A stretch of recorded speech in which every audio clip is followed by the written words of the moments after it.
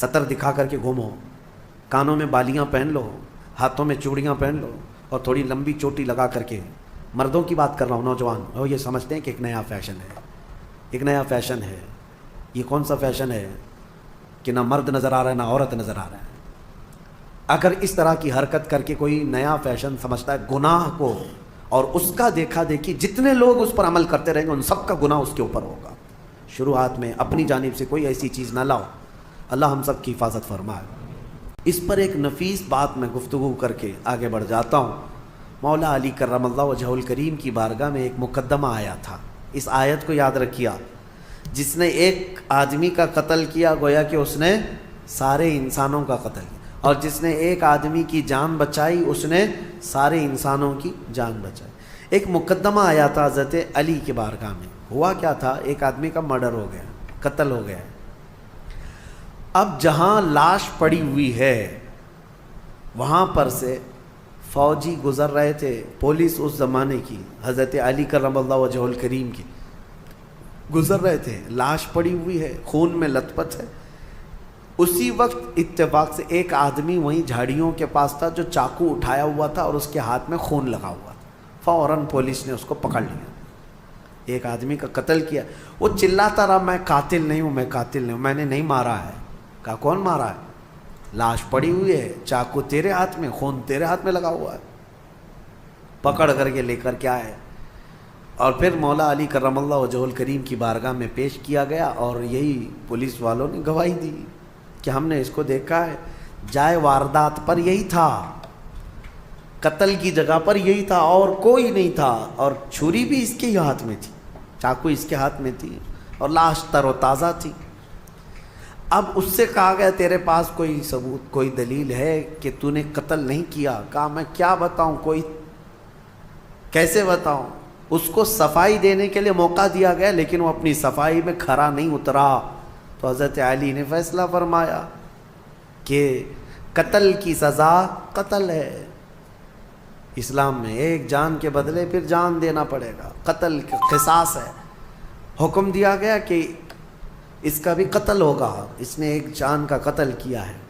وہ کھڑا تھا، اب اس کو سزا کے لیے، موت کی سزا کے لیے لے جایا جا رہا تھا، اتنے ہی میں عدالت میں ایک شخص بھاگتا ہوا آیا، دوڑتا ہوا آیا، کہا امیر المومنین اس شخص کو چھوڑ دیں، وہ بے گناہ ہے، وہ مجرم نہیں ہے۔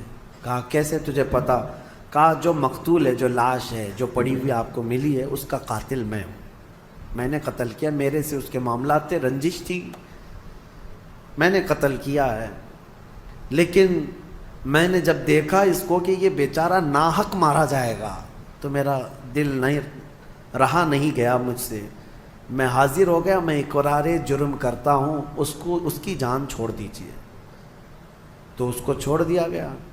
ابھی اس کو پکڑ لیا گیا جو نیا قاتل آیا ہے، اقراری مجرم ہے۔ اب اس کو سزا دی گئی کہ اب اس کو جو ہے قتل کی سزا ہوگی کہ یہ حقیقت میں یہ مجرم تھا۔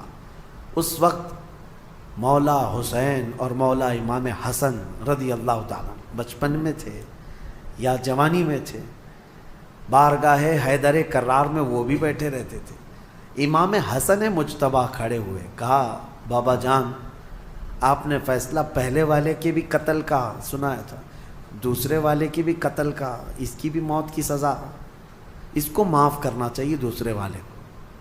کہا کیسے؟ کہا آپ سزا کس آیت کے تحت سنا رہے ہیں؟ کوئی آیت ہوگی نا قرآن میں، قانون کیا ہے؟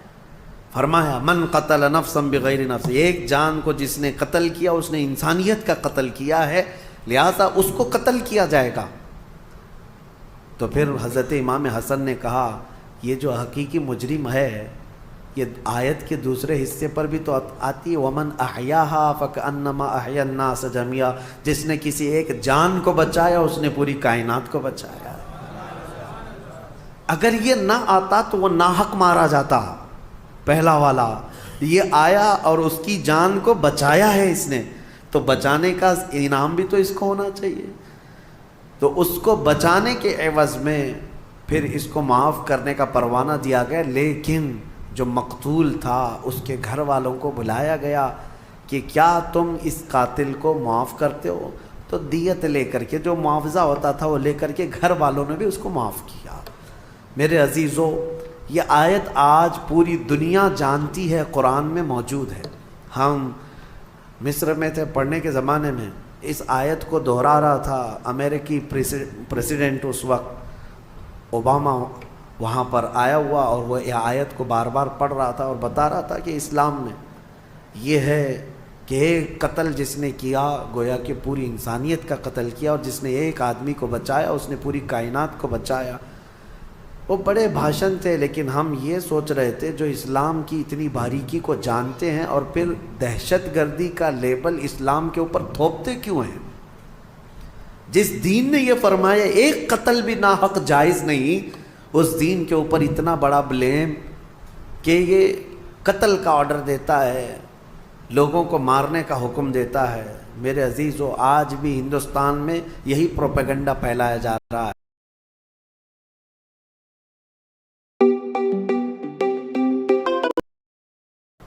میں انکار نہیں کرتا، آئی ہیں، اللہ تعالیٰ نے فرمایا جہاں پاؤ مارو، ہے یہ آیت بہت چبھتی ہے، حیث وجدتموہ فاقتلوہم حیث وجدتموہ، جہاں پاؤ قتل کر دو۔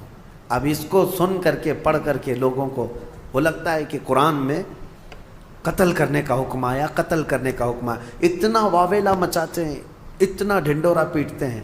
میں آپ کو بتاؤں، آپ اس چیز کو مذاق میں مت لیں، میں اگرچہ آپ کے ساتھ مذاق میں کہہ رہا ہوں، لیکن آیت حقیقت میں ہے اور آج بھی ہے، قرآن میں ہے، ہم نے تلاوت کیا، دوسرے پارے میں موجود ہے آیت۔ لیکن ایک لاجک آپ سے بھی اور ان سے بھی پوچھتا ہوں، دماغ میں آنے والی بات ہے، نماز کیوں پڑھتے ہیں؟ قرآن نے کیا کہا؟ اقیم الصلاۃ، نماز قائم کرو۔ پوری دنیا کے مسلمان نماز پڑھ رہے ہیں کہ نہیں پڑھ رہے؟ کیوں؟ قرآن میں جو آیا مسلمان پریکٹیکلی اس پر عمل کرتے ہیں، قرآن میں خالی لکھنے کے لیے نہیں آیا، مسلمان اس پر عمل کرتے ہیں۔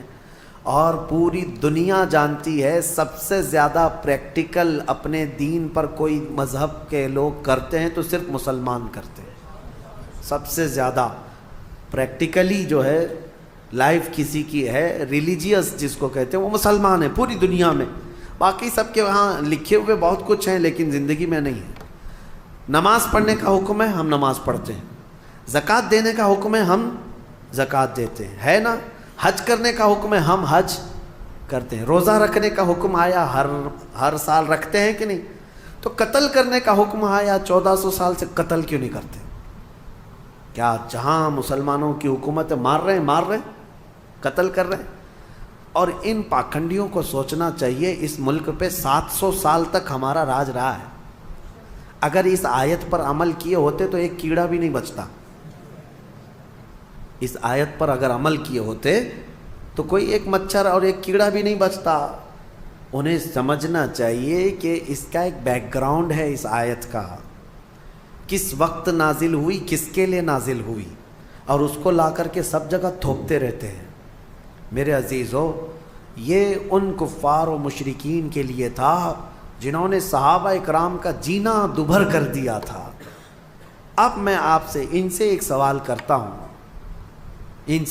کرتا ہوں، ہمارے ملک میں کوئی دشمن ملک کا نام سنتے ہی ان کے دماغ میں ایک ہی ملک آتا ہے، بہرحال، اور دہشت گرد بھی، آتنکواد بھی وہیں کے ہوتے ہیں ان کے حساب سے۔ اگر